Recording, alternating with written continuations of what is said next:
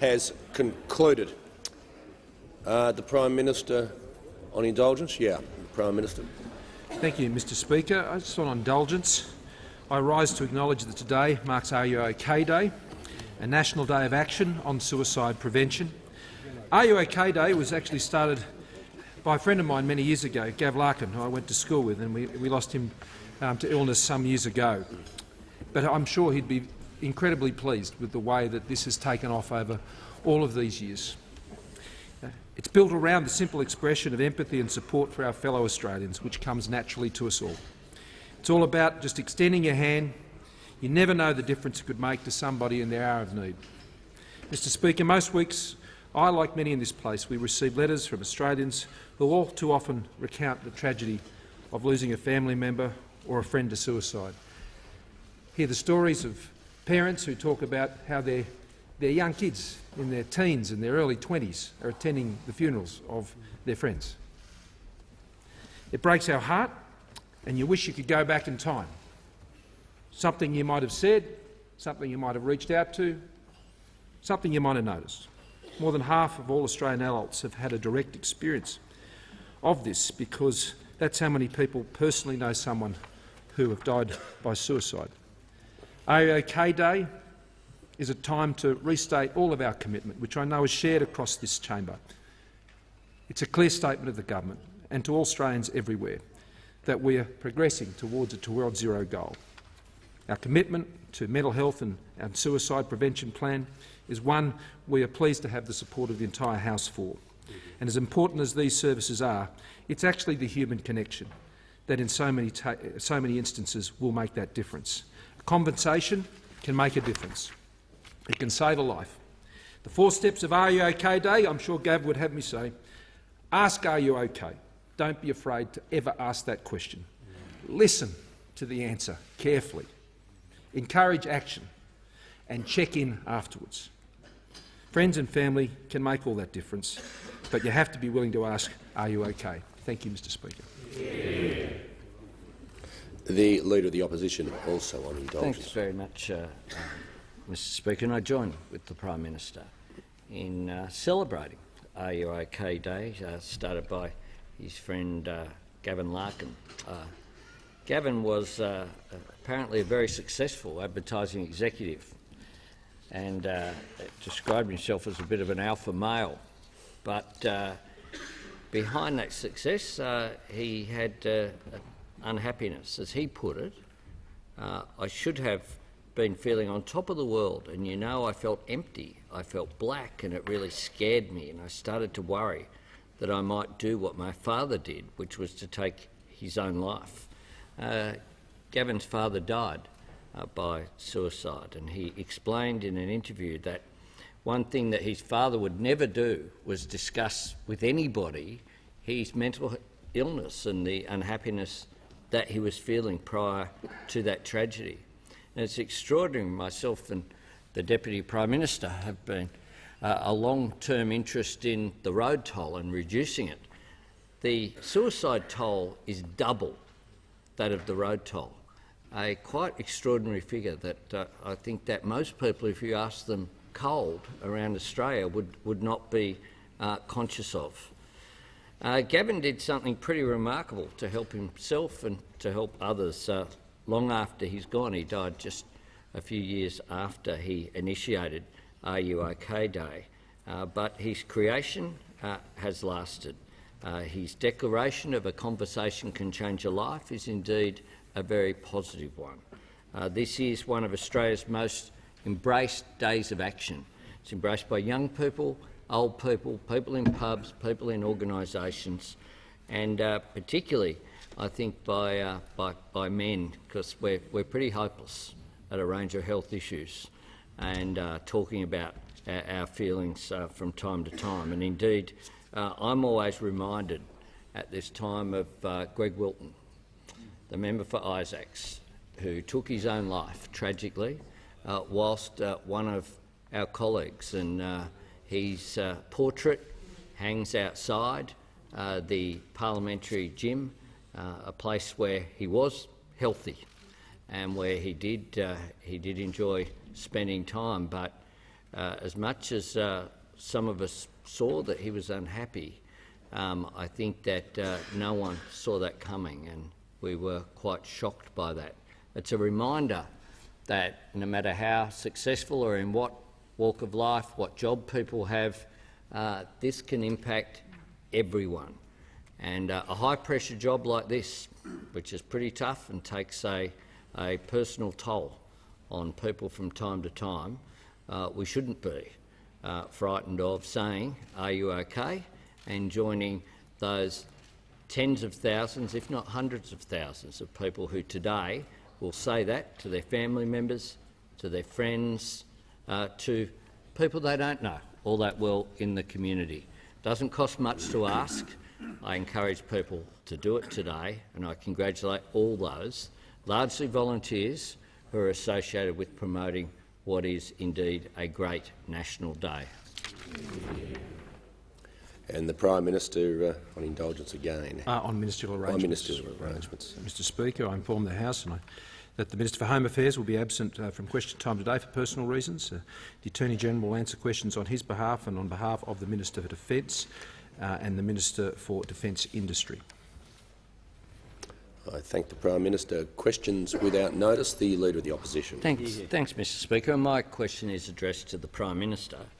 Does the Prime Minister agree with the Reserve Bank Governor that the economy is being, and I quote him, weighed down by a protracted period of low-income growth?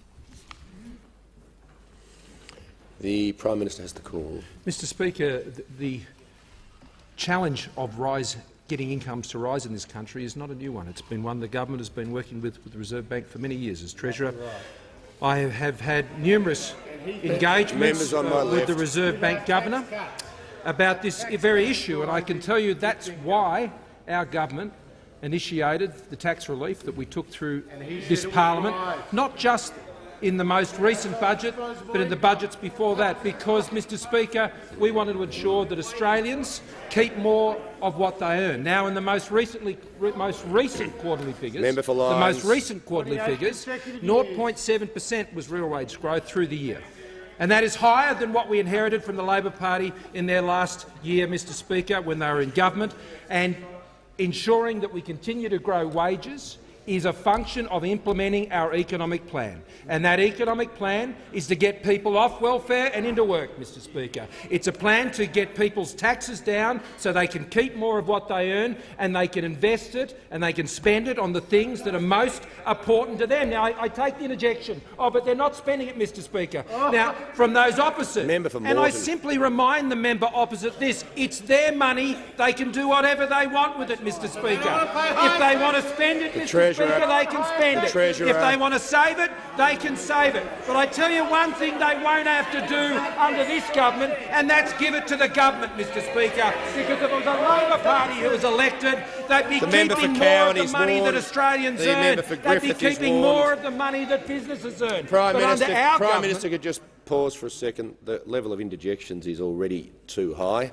I'm not going to raise my voice, mainly because I can't, but I have already just warned the members for Cowan and Griffith, and I'll have no hesitation in lowering the volume by ejecting members. I'm giving everyone fair warning now. The Prime Minister. So reducing taxes by ensuring Australians can keep more of what they earn, which is what the last election was about. And at the last election, Australians chose to keep more of what they earn and reject the $387 billion in higher taxes, which still remains on the policy books of the Labor Party to this day, Mr Speaker. It still remains their commitment. Now, Mr Speaker, if they want to change that policy, by all means they should.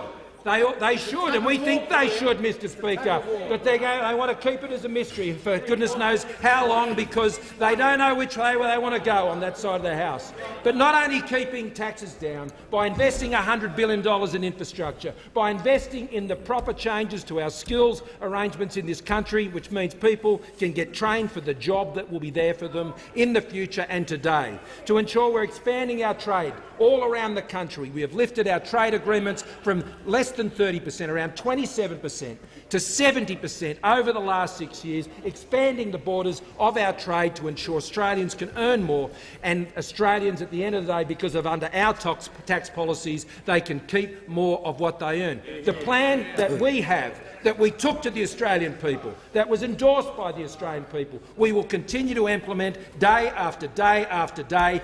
That is the path to higher wages. Higher taxes are not the path to higher wages. High taxes are the path of the Labor Party. Lower taxes are the path of the Liberal and National Party. The member for Gordon. Thanks very much, Mr Speaker. My question's to the Treasurer. When the Reserve Bank of Australia is calling for improved wages growth, why has this government presided over the worst wages growth on record? The Treasurer has the call. Well, Mr Speaker, the honourable member would like to know that when Labor was last in office, out of 3 out of 6 years, minimum wages fell. The real minimum wage fell. Now, Mr Speaker, under us, under the coalition, every year real minimum wages have gone up, Mr Speaker. I repeat that for the honourable member. Under Labor, in 3 out of the 6 years that they were in office, real minimum wages fell, Mr Speaker.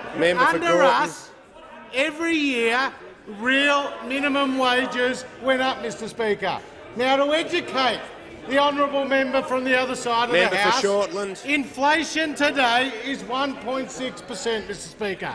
Inflation today is 1.6%. But the wages price index, which is a euphemism for wages growth, was 2.3%, Mr Speaker. The reality is that real wages have been going up, Mr Speaker. The reality is that under our government, lower taxes are creating more jobs and higher wages, Mr Speaker. And if Labor ever got their time in government, $387 billion of higher taxes would have reduced wages and cost jobs. It doesn't matter what the question is. For Labor, the answer is always higher taxes. The member for Reid. My question is to the Prime Minister. Will the Prime Minister inform the House about how the Morrison government is working to keep Australians together, including backing migrant communities like mine in the electorate of Reid, who are a source of enduring strength, prosperity and vibrancy for our nation? The Prime Minister has the call. Thank you, Mr Speaker, and I thank the member for Reid for her question. Australia is the most successful multicultural and immigrant nation on earth. And our side of politics, the Liberal and National parties, have always been pleased to provide the leadership on this issue, which has ensured that that has become a fact in this country. And indeed, Mr Speaker, it has been policies that have been supported by both sides of this House in the post-war period. Mr Speaker, I wish to speak to one of those policies that has been put in place by our government. The government recently invested in the members' electorate $30,000 under the Fostering Integration Grants program into Strathfield Council's Shaping My Career program. Now, this program introduces non-working migrant women to the labour market. It provides an insight into Australian values and links participants to other council-run activities, including language and conversation classes. The Fostering Integration Grants program supports more than 220 community organisations who receive a combined $9.3 million in funding to help migrants fully participate in the Australian community. Now, the grants are part of the government's commitment to working closely with local organisations to provide valuable services and activities that foster social cohesion and create a stronger Australia. Mr Speaker, 45.5% of Australians have either one or two parents who were born overseas. There are some 7.5 million who have come to this country since the Second World War, from over 200 countries, 270 ethnicities, some 260 languages. 1 in 3 owner-managers of small businesses are from migrant background, Mr Speaker. Migrant businesses employ 1.4 million Australians. Now, Australians These are Australians who have come to Australia to make a contribution, not take one, Mr Speaker. They are Australians who have come to create jobs, not take them, Mr Speaker. They are Australians who have come to have a go, and they've been getting a go under the policies of our government, Mr Speaker. We acknowledge their contribution. We celebrate their contribution. We celebrate their culture. We celebrate and are prepared to protect their faith and religion, Mr Speaker, and their freedom of religion, and we respect their loyalty to Australia, Mr Speaker, of migrants who have come from all around the world to call Australia home. Whether it was the programs under the Menzies government that followed on from the policies of the previous government that built the post-war migration period, whether it was the Holt government that abolished the White Australia policy, whether it was the Fraser government who implemented the Galbally report, or whether it was the Howard government that took us from less than 30% of our migration program being to skills to 70%, or this government has ensured the integrity of our immigration program by ensuring our borders are secure. We will always stand up for the contribution of migrants to this country. Just before I call the member for Rankin, the member for Greenway is warned. The member for Solomon was warned at 9:50 this morning.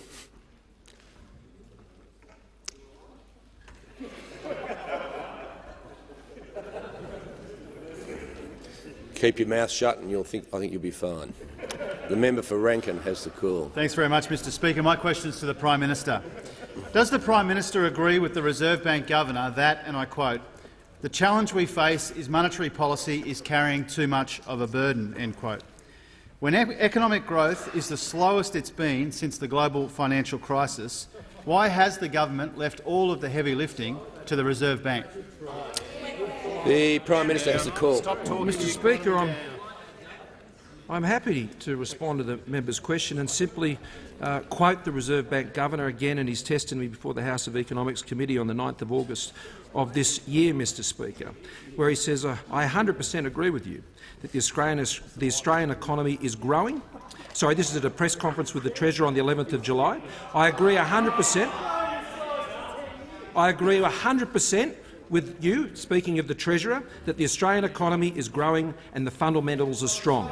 The outlook is being supported by our lower interest rates, by your tax cuts, by higher levels of investment in infrastructure, by a pickup in the resources sector and the stabilisation of the housing market in Sydney and Melbourne. But I don't think we should forget that more Australians have jobs today than ever before in Australian history, and that's a remarkable achievement. And I also agree with you that a priority is to make sure that Australia remains a great place for business to expand, innovate, invest and employ people, and I'm sure we can do that, Mr. Speaker. I was asked about the Reserve Bank Governor's comments. Prime Minister resumes his seat. The Manager of Opposition Business on a point of order. Yeah, it's on direct relevance, Mr Speaker. If we are in a situation where the Prime Minister is asked to respond to a quotation from someone and the answer is allowed to simply be reading out alternative quotations from the same person, then the relevance rule has become absurd. Well, I think what the Manager of Opposition Business needs to do, I don't want to say his point of order is absurd, that would be rude of me, but I think he needs to look to all the other parts of the preamble that were in the question that mentioned the GFC and a whole lot of other things as well. The Prime Minister has the call. Mr Speaker, and I also refer to the Governor's comments when he was before the House Economics Committee, when he said, "Can I just clarify something?" the Reserve Bank Governor said, "I have not called on the government to do fiscal expansion." That is what the Reserve Bank Governor said in testimony before the House of Representatives Committee. Now, I notice that the Shadow Treasurer, Mr Speaker, is running around dragging their coat again, saying that he would increase New Start. Now, Mr Speaker, at the last election, Labor put forward $387 billion of higher taxes, but guess what? Even with all those extra taxes, did they have an increase in New Start when they went to the election? No, they didn't, Mr Speaker. No, they didn't. they could take $387 billion out of the pockets of Australian businesses, and they still couldn't increase New Start, Mr Speaker. That's why this shadow treasurer should never be trusted with an abacus, let alone a budget, Mr Speaker. And as a result, that's why the Australian people chose the plan and the budget in particular that the Treasurer handed down in April of this year, a budget, Mr Speaker, which put in place the tax relief which the Labor Party opposed, and that tax relief is saying to Australians, if you have a go, you'll get a go from this government. Member for Dawson has the call. Thank you, Mr Speaker. My question is to the Deputy Prime Minister and Minister for Infrastructure, Transport and Regional Development. Will the Minister update the House on the Morrison-McCormick government's stable and certain approach to helping our communities in regional Australia? Is the Minister aware of any alternative proposals, including the impact of a carbon tax on these communities? The Deputy Prime Minister. Thank you, Mr Speaker. I thank the member for his question. And his constituents understand the impact of introducing a carbon tax would have on the communities, the businesses, the farming families in regional Australia, particularly in his electorate of Dawson and more generally North Queensland, Mr Speaker. Most people in this place clearly understand that any introduction of a carbon tax is really code for making things more expensive. A carbon tax makes things dearer for business, for industry, for farmers and indeed for households. Mr Speaker, those opposite had a plan for $387 billion of additional taxes going into the 18 May election.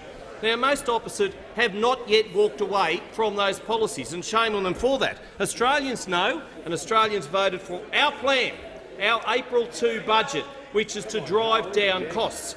But would you believe, Mr Speaker, would you believe that just yesterday someone somewhere from Labor said, and I quote, "Do we have to talk about the carbon price again?"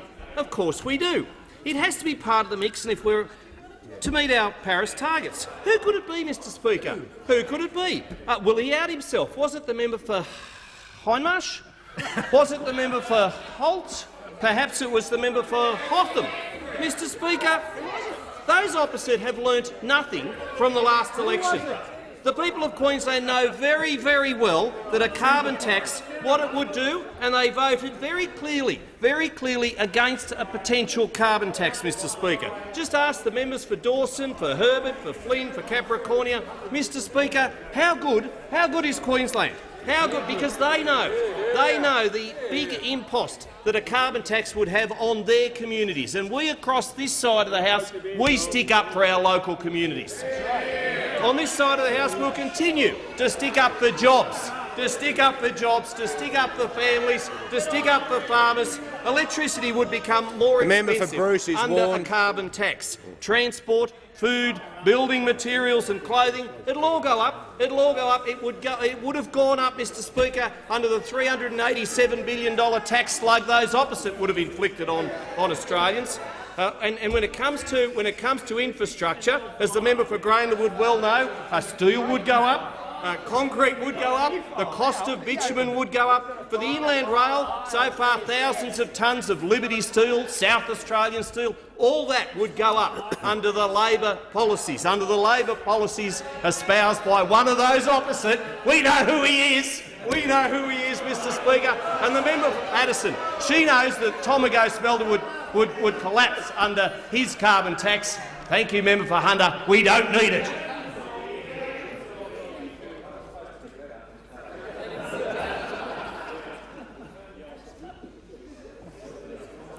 The member for Ballarat. Thank you very much, Mr Speaker. My question is to the Deputy Prime Minister and the Minister for Infrastructure. Last week the Prime Minister said we're really starting to hit our head on the ceiling in terms of how much infrastructure work you can get underway at any one time. But the Reserve Bank Governor says, and I quote, "We can do more." Deputy Prime Minister, who is right? The Deputy Prime Minister. Well, Mr Speaker, the Reserve Bank Governor's a good fellow. I went to school with him. He was the dux of the school at something I never achieved. Members but on my he's left. A good man. He's a good man. Good St Michael's Regional High School, Wagga Wagga boy, Mr Speaker. And of course, the Prime Minister's a good man too. They're both very, very good. They both want the best for our country, Mr Speaker. And the Reserve Bank Governor, Dr Philip Lowe, he's called for continued spending on infrastructure projects, including rail, on bridges, on roads. He understands that, yes, building infrastructure is helping the economy. That's why, under the Morrison government, we've got a $100 billion plan. Those opposite could only have hoped when it was the Gillard-Rudd years that they could have had anywhere near $100 billion to spend on infrastructure that's getting Australians home sooner and safer. And we are working with the states, with the territories. Indeed, I don't really care what their political persuasion is. If it helps to build infrastructure to save people's lives, to make sure that we get the roads, the bridges, the rail that we need, then we're happy to do it. And we are doing it. Indeed, the Prime Minister was just in Melbourne just last week talking with Premier Andrews, a Labor Premier, no doubt. The Deputy Prime Minister will resume his seat.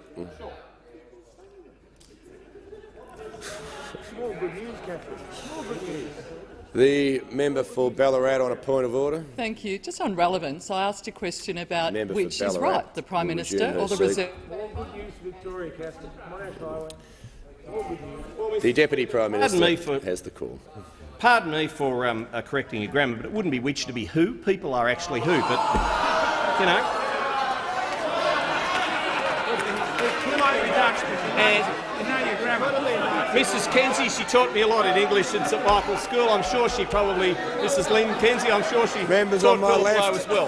But, Mr Speaker, both the Reserve Bank Governor and indeed the Prime Minister are both right for putting forward our infrastructure plan for this nation. And, you know, the member for Ballarat should get on board with it. Instead of getting out of bed every morning and putting down negative tweets, she should be actually working with the government, making sure Daniel Andrews gets it, the Victorian Premier gets it. He had a great joint press conference, a little bit better than the joint press conference I had with the member for Hunter this morning, but nonetheless a good press conference talking about the Monash Freeway. And just last week, with the members for GROOM and the member for Wright, I had a great Toowoomba Range crossing opening, the bypass there for Toowoomba, with the Labor Queensland Roads Minister, Mark Bailey. And we're getting on board with building more infrastructure. We're getting on board with building better infrastructure for Queensland, and I'm happy to do it with any Premier of any political persuasion, any state, any territory, because when it comes to getting Australians home sooner and safer, that's what the Commonwealth, that's what we want to do, that's because we're Liberals and Nationals. Getting on board with building our future, getting on board with building the infrastructure that Australians want, expect, need and most of all deserve. The member for Clark. Speaker, my question is to the Treasurer. Treasurer, the 10% cap legislation for defined benefit pensions, introduced in 2015, reduced the tax-free component excluded from the Centrelink income test. This often led to an increase in assessed income and a loss or reduction in the age pension for people on very modest incomes. Problem is the policy was intended for schemes with an employer contribution, but incorrectly applied to Tasmania's retirement benefit fund, which doesn't have an employer component in the tax-free part of the pensions. This has been confirmed by RBF and the Tasmanian Association of State Superannuants. Treasurer, when will the government right this wrong and stop incorrectly applying the 10% cap legislation to RBF? The Treasurer has the call. Thank you, Mr Speaker. I thank the honourable member for his question. And as I understand it, the Department of Social Services has previously written to the Tasmanian Association of State Superannuants, making clear that the Tasmanian Retirement Benefit Fund contributing scheme is a type of defined benefit scheme that is intended to be covered by this measure, and this is confirmed by the fund's product disclosure statement. The member for Bennelong. Thank you, Mr Speaker. My question is to the Treasurer. Will the Treasurer outline to the House how the Morrison government's stable and certain approach to implementing lower taxes and removing red tape is helping families and small businesses across Australia, including in my electorate of Bennelong? Is the Treasurer aware of any alternative policies including the impact of a carbon tax? The Treasurer has the call.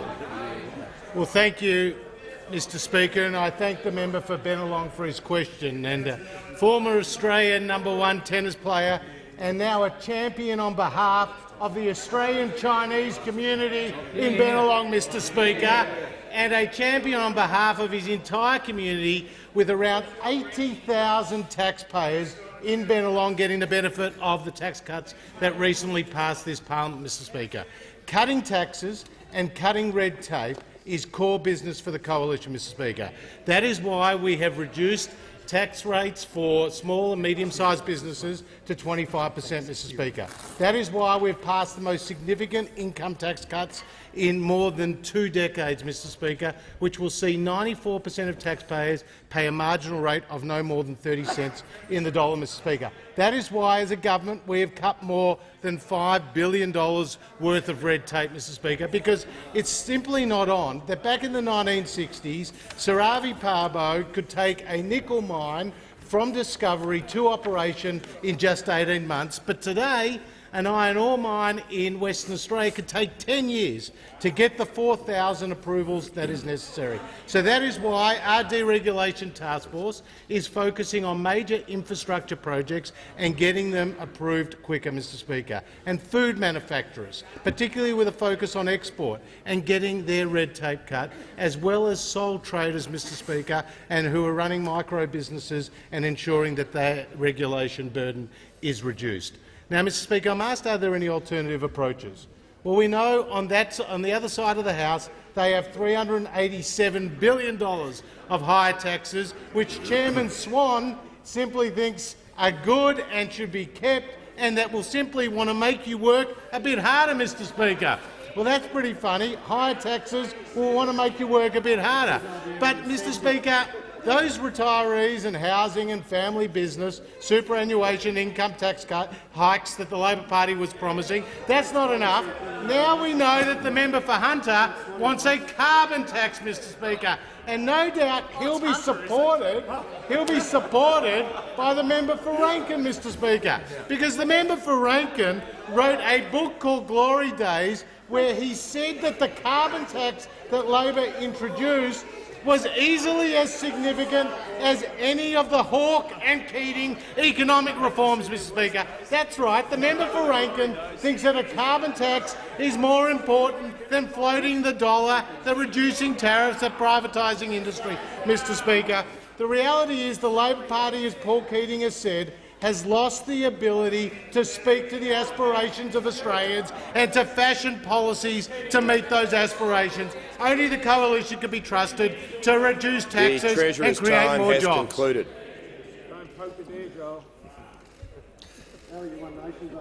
The member for Hunter. Thank you, Mr Speaker. My question is to the Deputy Prime Minister, and I refer him to the answer he gave yesterday with respect to the terrible drought impacting upon our farmers and our rural communities. In 6 years, the government has appointed a drought coordinator, a drought task force and the member for New England as the drought envoy. Prime Minister, Deputy Prime Minister, why hasn't the government ever made any of these reports available to the parliament?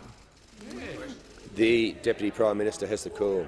Mr Speaker, reports are one thing. Mr Speaker, actually getting on the ground and doing the real work that regional Australia wants and expects and deserves is another thing, Mr Speaker.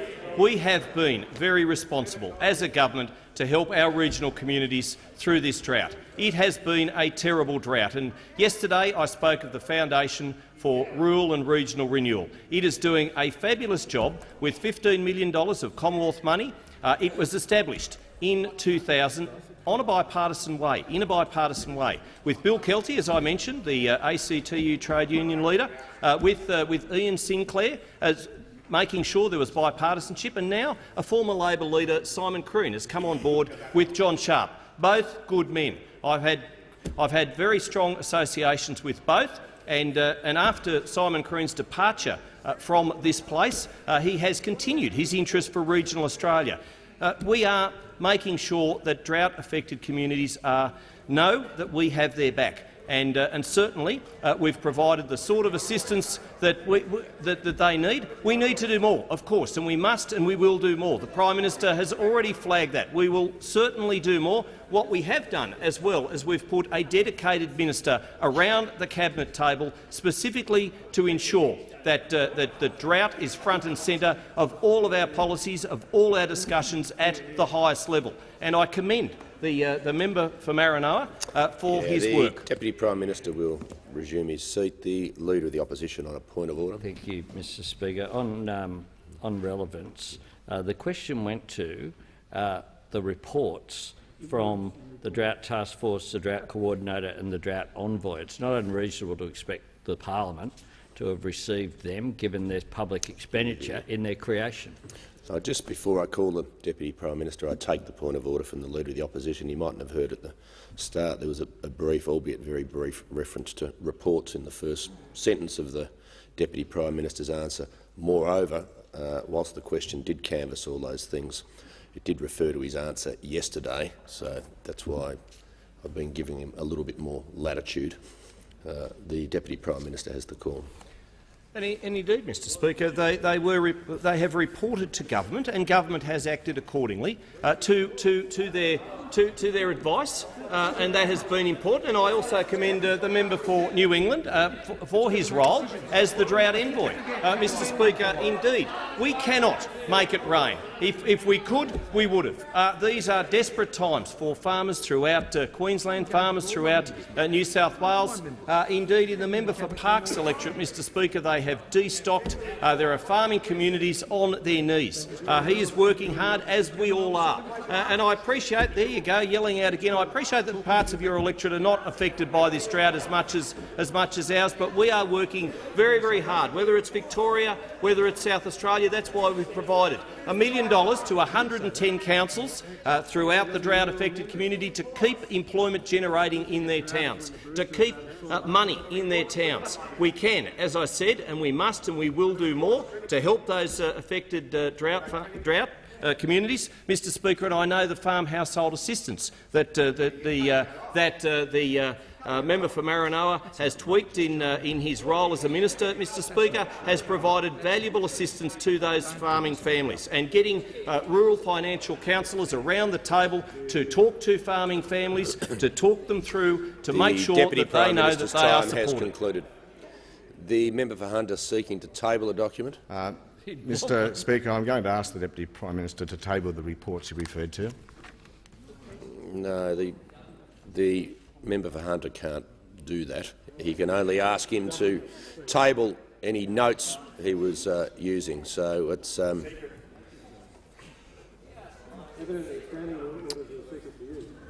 member for GROOM.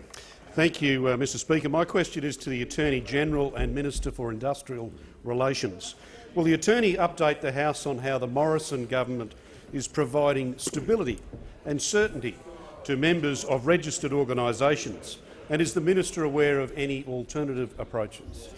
The Attorney-General has the call. Thank you, Mr Speaker, and I thank the member for his question. And of course, the Ensuring Integrity Bill presently before the Parliament simply establishes that there needs to be reasonable standards for people to hold public office in employer and employee organisations, and that there must be reasonable standards to maintain registration. Why is that necessary? Well, as I noted yesterday, it's not just about the actions of John Setka.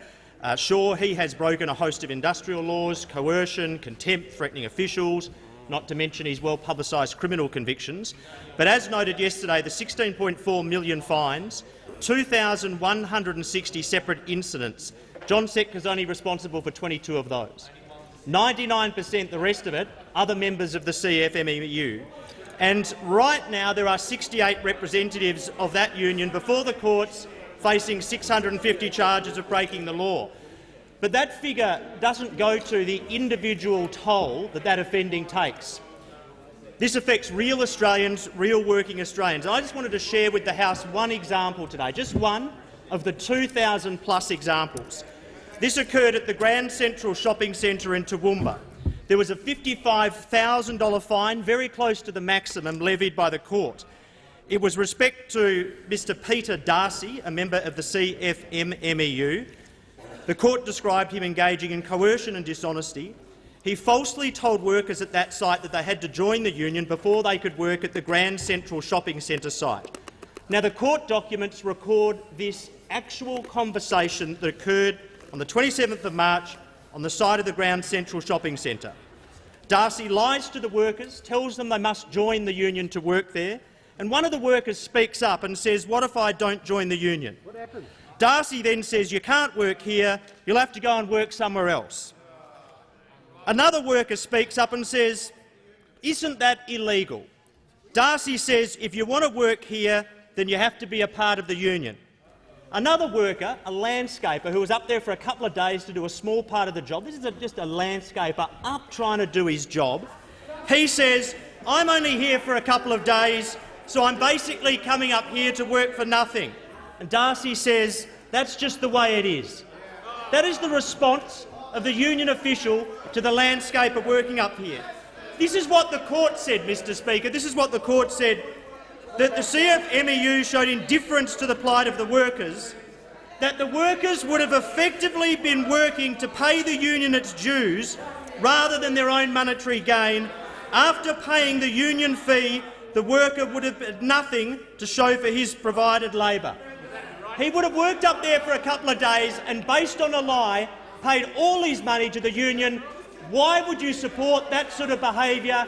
Because the money ends up in the coffers of the Labor Party. The Attorney-General's time has...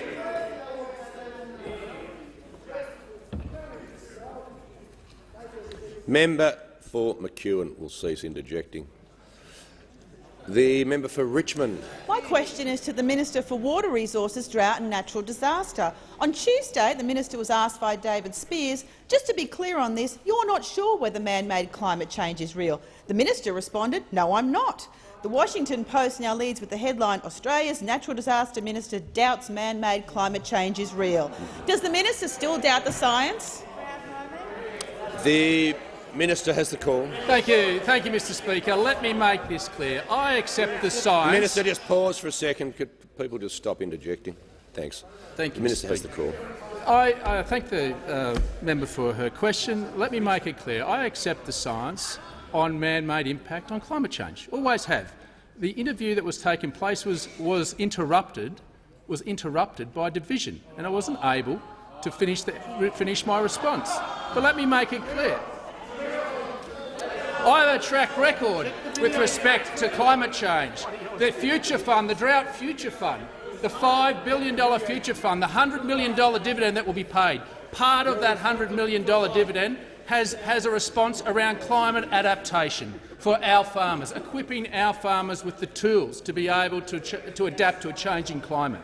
That is what my record is. My record in relation to the budget last year was to get a stewardship fund, a $34 million project that will see our farmers rewarded for the stewardship of their land, protecting their environment. This is a debate about protecting our environment, having cleaner air. I'm proud to say I've led it. I believe in it. The member for Longman. Thank you, Mr Speaker. My question is to the Minister for Industry, Science and Technology. Will the minister please inform the House why the Morrison government's stable and certain approach to ensuring lower energy prices is critical for Australian industry and particularly our manufacturing industry? Is the minister aware of any alternative approaches, including the impact of a carbon tax? The Minister for Industry, Science and Technology. Thank you, Mr Speaker, and I thank the member for his question, and I congratulate him on the great work that he's doing in his electorate to engage with his community and especially to engage with small and medium enterprises. And we know that they are the backbone of the Australian economy. Mr Speaker, when I meet with Australian businesses, the single biggest issue that they raise with me is their input costs, and energy costs are a significant part of the input costs for our businesses. Now, yesterday I held a manufacturing forum where there were a number of representatives of industry and a number of leaders of industry, and this morning I met with CEOs who are members of the Australian Industry Group. Many leaders, when I speak to them, talk about the most significant issue for Australian businesses, Australian industry and Australian manufacturing in particular being their input costs, and energy is a significant cost for them. Now, this is particularly important for our small and medium enterprises because many of those operate on very thin margins. So costs of energy is a significant issue for them. Now, on this side of the House, we are very focused on making sure that we keep energy costs as low as we possibly can.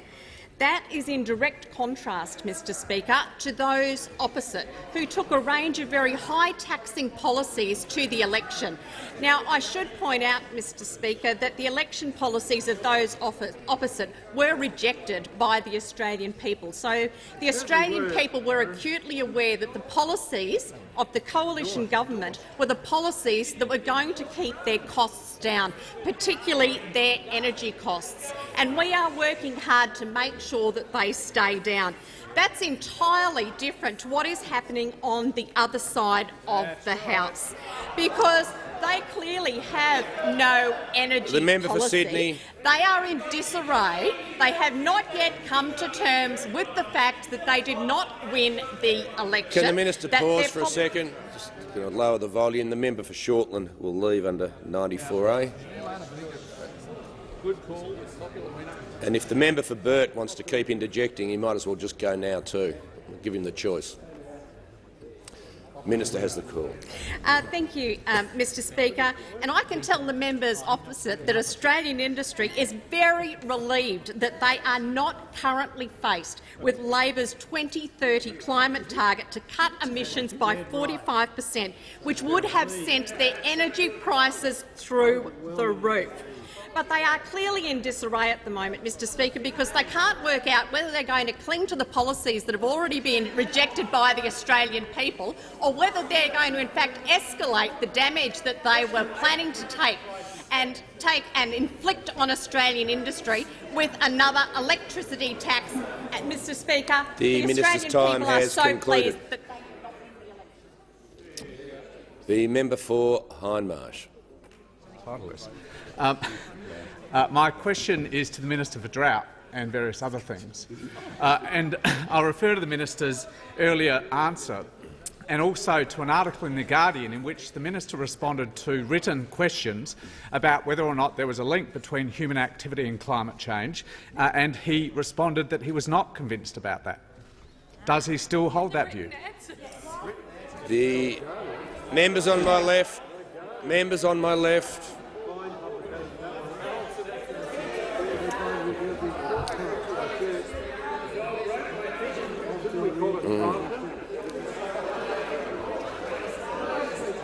No, I'll call the minister when people stop interjecting and the member for McMahon stops entertaining himself. The minister has the call. He just seemed to be talking to himself, that's all. I mean, I see a lot of interjections, but normally they're directed at someone, not. Right, the minister has the call. Well, thank you, Mr Speaker, and I thank the honourable member for his question. My response was respect that I'm not a scientist, but I accept the science. I accept that the scientists know more than me. I'm just a poor, humble bloke with the Year 12 education, but I'm prepared to accept what our scientists are telling us. As simple as that. The member for Moore. Thank you, Mr Speaker. My question is to the Minister for Energy and Emissions Reduction. Will the minister update the House on the Morrison government's stable and certain approach to reducing carbon emissions whilst also protecting jobs? And is it necessary to introduce a carbon tax to achieve our 2030 emissions reduction target? Is the minister aware of any alternative approaches? The Minister for Energy and Emissions.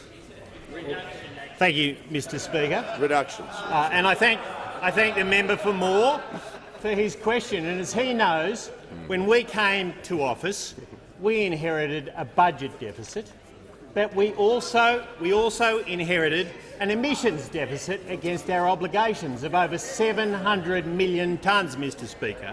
And because of the work of this government, we are now on track to reach our 2020 Kyoto obligations, overachieve those obligations by 367 million tonnes, Mr Speaker. Now that is a 1.1 billion tonne turnaround. A 1.1 billion tonne turnaround. So not only have we turned around the budget deficit, we've also turned around the emissions reduction deficit. Now, Mr Speaker, we're looking forward to reaching our 2030 target with the Climate Solutions package, $3.5 billion worth, which lays out to the last tonne how we're going to reach our 2030 obligations, Mr Speaker. And we are able to do that whilst supporting a strong economy and growing jobs. Now, we have delivered clear policy with clear results, Mr Speaker. Indeed, a policy that's backed by the WA Labor government, the state that the member for Moore is from. And I quote from the State Labor Minister, who said, "We respect the fact that the current government won the election and has a mandate to follow its policies through." But the honourable member, the member for Moore, asks about alternative approaches, and I'm aware of a few. We have the member for Hindmarsh, who says Labor needs a deeply uncomfortable review of its policy platform, including energy and climate. He says this must be ruthless and unsparing. He's also said that nothing should be excluded or treated as sacrosanct. Now, that shouldn't be surprising to any of us, because 50 times during the election campaign they were not able to answer questions about the details or the impacts of their carbon policies. We know that independent modelling tells us that those policies would have slashed wages and slashed jobs, Mr Speaker. But we then have the member for Hunter, who came into this place yesterday and he said, I quote, "Do we have to talk about the carbon price again?" Of course we do, he says. Of course we do, Mr Speaker. The member for Hunter says we should talk about the elephant in the room. Well, let's talk about it. Mr Speaker, this is the carbon tax that Julia Gillard told us we couldn't have.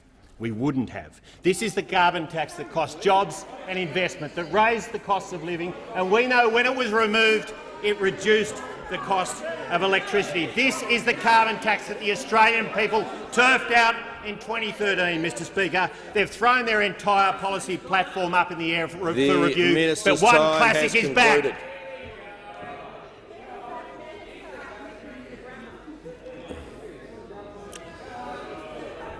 The member for Isaacs. Thank you, Mr Speaker. My question is to the Prime Minister. Yesterday, the Prime Minister specifically referred to the media statement released by the member for Chisholm. Is the report by journalist Sam Maiden correct that the Prime Minister's office prepared that statement? What steps did the Prime Minister or his office take to verify the information contained in the statement? I call the Prime Minister. Thank you, Mr Speaker. I have the statement. I'm happy to table the statement for the benefit of the House, as I indicated I would do earlier today when I addressed the press. This is a statement made by the member for Chisholm. The member for Wentworth. Thank you, Mr Speaker. Mr Speaker, my question is to the Minister for the Environment. Will the minister update the House on how the Morrison government's stable and certain domestic measures and global leadership are helping to preserve and protect our oceans? The Minister for the Environment. Thank you very much, Mr Speaker. And can I thank the member for Wentworth for his question. And we in rural Australia know that 85% of Australians live 50 kilometres or closer to the coast. But we all love our coasts, and the member for Wentworth represents some iconic parts of Australia's waterways and oceans. The government can Members be proud. on my left. Members on my left. I want to reflect. Minister Mr. will Speaker, just pause for a second. I want to reflect on. Minister will just pause for a second. Minister has the call. I'd like to reflect on the deep connection Australians have with beaches, waterways, and they care about their protection and their preservation. And they can be proud of the action our government is taking, both locally and globally. If we start on marine parks, Mr Speaker, Marine parks cover 3.3 million square kilometres of our Commonwealth waters. That's 36%, in which we have fishing, both recreational and commercial, tourism and conservation operating together, mapped, managed and working for the benefit of all Australians and indeed internationally. Australians can be confident in the stability and certainty of our management of the oceans. If we look at the Environment Restoration Fund, there are projects that engage our volunteers, such as those in the member for Wentworth's electorate, and there were a couple of projects in the new Senator Sarah Henderson's old electorate of Corangamite. And we look forward to Senator Henderson taking her place in the other place and representing not just the Victorian coast but indeed all Victorians. Oceans cover 72% of the surface and that's why of the world, and that's why our international leadership is absolutely vital. Now, last night, Mr Speaker, in the Federation Chamber, the member for Griffith had the opportunity to ask of me some genuine questions about the environment portfolio. We heard no questions. We just heard one long whinge. One long whinge that gave us the sense that it was all too hard. The national and international challenges are all too overwhelmingly. Well, I want to say, we are not sitting on our hands saying it's all too hard. We know there are national challenges. We know that they exist and we're stepping up to meet them. We're not overwhelmed by them, as was suggested by the member for Griffith. And can I point to some of those? The Foreign Minister's Scientific Hub in Perth, bringing experts from across the Indian Ocean Rim to deal with the health of our ocean carbon ecosystems, including mangroves and seagrasses, the work we're doing with our Pacific Island neighbours to help clean up Pacific Ocean litter. Australians can indeed be confident that our strong, stable leadership, our international leadership on the oceans, which protect and preserve 80% of life on Earth. The member for Isaacs. Thank you, Mr Speaker. My question is to the Prime Minister. I refer the Prime Minister to the story Intel figures Liu warning on the front page of today's Daily Telegraph. Did the Prime Minister receive any advice about the current member for Chisholm from government agencies before or since the May 18th election? The Leader of the House. On a point of order, Mr Yes, Speaker. Leader of the House has the call. So, with respect to Standing Orders 98 and 100 and at 555 So of the practice, Leader of the House, just pause. The member for Spence won't interject. I'm just trying to listen to the ruling. If the Leader of the House could just page 55 of practice, it notes with respect to those standing orders that the purpose of questions is to enable members to obtain factual information. Now, the Shadow Attorney-General knows all too well, few would know better than the Shadow Attorney-General, that asking any minister or the Prime Minister to confirm or deny or go into any detail whatsoever with respect to any briefing or operation of ASIO is just simply something that cannot be done. I know that he knows this because in 2013, when he was Attorney-General and asked to give an answer about ASIO, he said, "I'm not going to comment on operational matters involving the Australian Security Intelligence Organisation or any security matters." He also said he refused to confirm or deny the report, citing a long-standing government policy of declining to comment on security matters. Now, 5 times yesterday, the Shadow Attorney-General asked a question that was ruled out of order. In fact, I would argue knowing that it would be ruled out of order. And he's doing that again because this is not a genuine question asking for factual information. He knows that no answer can be given to that. He is out of order and he's getting very close, I would put to you, Mr Speaker, very close. I'm just going to caution the Leader of the House. I will make the rulings on the questions. Might be better if you stop there. Well, thank you, Mr Speaker. The Manager of Opposition Business. Thanks, Mr Speaker. Just to the point of order. Yep. 2 things. First of all, while I obviously don't have the Hansard from 2013 in front of me, my understanding of what the Leader of the House just advised was the way that the then Attorney-General responded to a question that was ruled in order. And that was simply his response. The second thing is that this question refers simply to government agencies, of which there are many. Having listened to both, I'm going to make 2 points. Certainly the Leader of the House was correct that there were a number of questions ruled out of order yesterday, and I don't mind making the point again. I think I made it not so subtly that that was either a case of, I'll put it bluntly, a case of consistent failure to understand the standing orders or the practice, or a deliberate act, and I felt it was the latter. I've listened to the Attorney-General. I understand the concern he has, but what he won't find in practice or the standing orders is that difficult questions like this can't be asked. He quoted the page of practice that talked about the purpose of question time is to receive factual information, and that question is in order.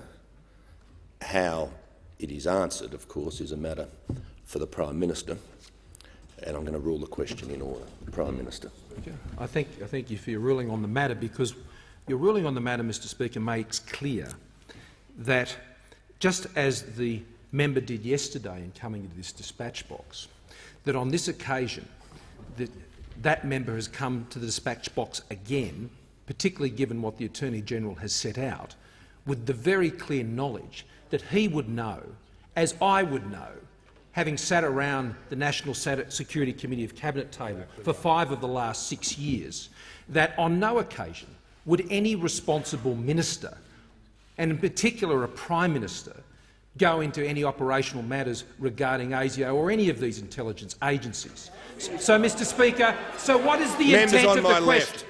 What is the intent of the question? The intent knowing— No, the Prime Minister can pause. I've made myself clear when there are these questions that are subject of rulings. I'm not going to deal with interjections. The member for Eden Monero will leave immediately under 94A. Prime Minister, continue.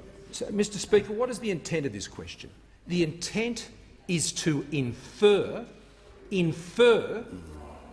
against a member of this House a disloyalty to this country, and that member has in some way been the subject of some investigation. And that member knows, who raised this question, Mr Speaker, that member knows that by simply coming up here and speaking to smear a member, knowing that the Prime Minister is not in a position to make comment on these matters, that he hopes the mud sticks. Now, Mr Speaker, what this member is doing here in seeking to smear a member, and I refer to the member for Chisholm, the member for Chisholm, who has probably done more than anyone else in this place, but like many of some, I would say, to overcome barriers in her life, to overcome discrimination, Mr Speaker, to overcome domestic violence, to overcome disability, Mr Speaker, and there are members on the other side of the House who I applaud for doing exactly the same thing. Now, the member for Isaac should take a good hard look at himself, and he should have a good hard look at the 1.2 million Australians who will see exactly what he is doing to Australians of Chinese descent. Just because someone was born in China doesn't make them disloyal. What the member for Isaacs is doing is casting a smear on Chinese Australians, Mr Speaker. But, Mr Speaker, this is not unknown in the Labor Party, because we remember Michael Daly, the former Labor leader before the last state election, on whom most of those remained silent. He said, "Aged migrants taking our jobs." That is what the Labor Party reeks of. Mr Speaker, I applaud the member for Chisholm. She's a great Australian who deserves to be in this House. I can't say the same for the member for Isaacs. Members on my rights. The members on my left. The member for Ryan. Thank you very much, Mr Speaker. My question is to the Minister for Health. Will the Minister please update the House on how the Morrison government's stable and certain investment in cancer treatment and research is helping improve cancer survival rates?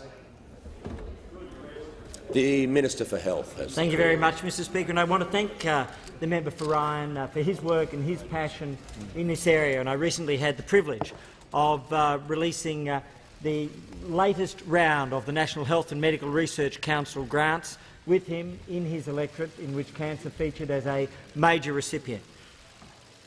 Every person in this chamber, whether as a member or as an individual, has been touched by cancer. We know that it's something which will affect in the order of 145,000 Australians with a diagnosis this year, and indeed only during question time I received a text from somebody very close to me about their diagnosis just today.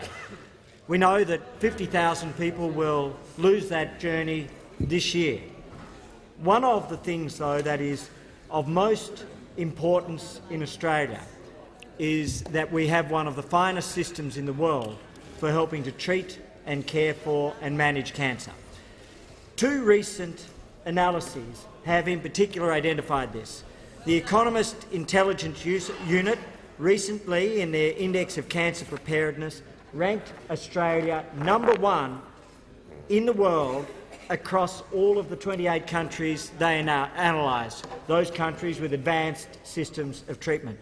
Perhaps much more importantly than that, though, overnight we have seen in the journal Lancet Oncology a new study, the International Cancer Benchmarking Partnerships analysis of the survival rates of 7 different types of cancer: esophageal, stomach, colon, rectal, pancreatic, lung and ovarian cancer. In terms of one-year survival rates, I am pleased to inform the House that Australia was ranked #1 for all 7 of those cancers in the world. We were ranked #1 for 5 of those cancers and #2 for 5-year survival rates for lung and ovarian cancer. That is a tribute to the work of our clinicians, our researchers, our hospital systems and people across different sides of this chamber over many years.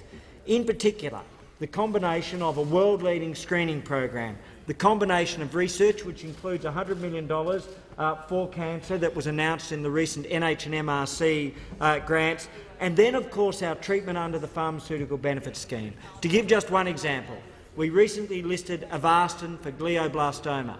Avastin is a medicine which will make a dramatic difference for many patients. It would otherwise have cost $31,000 and will help about 890 patients. I met one of those patients, Hugh, at Cabrini Hospital when this medicine was being listed. His life has been transformed by access to this medicine. So the system we have in Australia is, we believe, the best in the world. It's now backed up by the numbers which show that we are saving lives and protecting lives. The member for Hunter. Thank you, Mr Speaker. My question is to the Prime Minister. When will the Prime Minister introduce legislation into the Parliament to establish the biosecurity import levy that he promised in the 2018-19 budget? Why has he already banked the $300 million in revenue to prop up his budget bottom line? The Prime Minister has the call. Thank you, Mr Speaker. I thank the member for his question. The matter that the member is referring to was still a matter that the government is consulting on and preparing that legislation, and that's a matter that's under consideration right now. I'm asked about, though, Mr Speaker, banking revenue by a member of the Labor Party. I'm asked about banking revenue. Mr Speaker, I remember that the member for Hunter was a member of the government that introduced the mining tax. The mining tax that didn't raise any revenue at all. But guess what they did with all the revenue that never came in the door, Mr Speaker? They spent it all. Mr Speaker, even when they tax a lot and spend a lot, they can never get it right. And that is why, under the Labor Party, when they were in government, they sent our budget into fiscal ruin. But this year, 2019-20, the Treasurer brought down a budget in April of this year which puts our budget in surplus for the first time in 12 years. And I'll tell you why, Mr Speaker, because we know how to manage money. We know how to manage our spending and we know how to manage our revenue, Mr Speaker, and we know how to ensure that Australians keep more of what they earn while we can keep a budget strong that can invest in the essential service that Australians can rely on. So we can invest in record levels of hospital funding. We can invest in record levels of education and schools funding. And we can invest in important mental health programs. And we can fully fund the National Disability Insurance Scheme. And we can ensure that all the PBS medicines recommended can be listed, Mr Speaker. And we know what happened under Labor. When they ran out of money, they couldn't list those medicines, Mr Speaker. I'm not going to honestly take seriously a question from a Labor Party member who used to be a member of the government that came to this dispatch box and announced the 4 surpluses that never happened. That's why the Australian people will never trust the Labor Party with money. You can't trust Labor with money because when they run out of their own, they always come after yours. The member for Robertson. Yes. Thank you, Mr Speaker, and my question is to the Minister for Health. Will the minister outline to the House how the Morrison government's stable and certain approach to the economy enables making life-changing medicines available on the PBS that without subsidy would be unaffordable? The Minister for Health. Thank you very Member much, for Sydney Mr Speaker. And I want to thank the member for Robertson. And I recently had the privilege of visiting Gosford Hospital with her. And one of the things that we did was to meet with Alan. And I mentioned the medicine of Avastin just before. And Alan was also a patient with a glioblastoma who's been benefiting from Avastin. And the latest advice that I have is that he has transitioned to being on the PBS for that medicine. As he said to us at the time, it has changed his life and extended his life. So he's still on a difficult journey, and we know that. But there are many medicines that we've been able to list recently, and we will continue to list all of the medicines. We will continue to list all of the medicines that the PBAC recommends. And in particular, just a few days ago, we listed Botox. But we listed Botox for a particular condition, spasticity. So for adults with lower limb and facial spasticity who have suffered from a stroke. And this is a medicine which is giving them the use of their limbs, which is giving them real hope. It's over 2,800 patients who will save over $5,400 a year. And it's an immensely important thing that we're able to list Botox. It's also important because you do ask about the importance of being able to do this with certainty. To note that there was a time when Botox for another condition was not listed. That Botox in 2011 was one of 7 medicines which had been recommended by the Pharmaceutical Benefits Advisory Committee and for which agreement had been reached with the sponsors on a price and which was then deferred. It was deferred in the 2011 budget due to fiscal circumstances. And if I recall the words of the budget papers at the time, due to fiscal circumstances, the government will defer the listing of some new medicines until fiscal circumstances permit.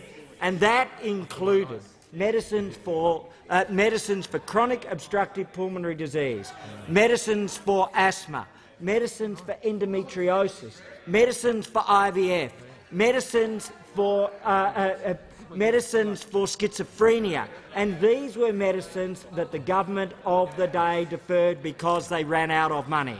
Well, we will continue to list, as we have done with 2,100 medicines, those things which the PBAC recommends. And to give you another example, on the 1st of September, we also listed Buvidal. Now, why is Buvidal important? It's because it is a medicine to help people with opioid addiction. And we know that over 1,100 people in the last full year, for which we have figures, lost their lives to some form of opioid addiction. And this medicine will be made available under a special provision for free, and up to 110,000 people will benefit. Time has concluded. The Prime Minister. Thank you, Mr Speaker. I ask that further questions be placed on the notice paper and on Saturday night. Go Sharks.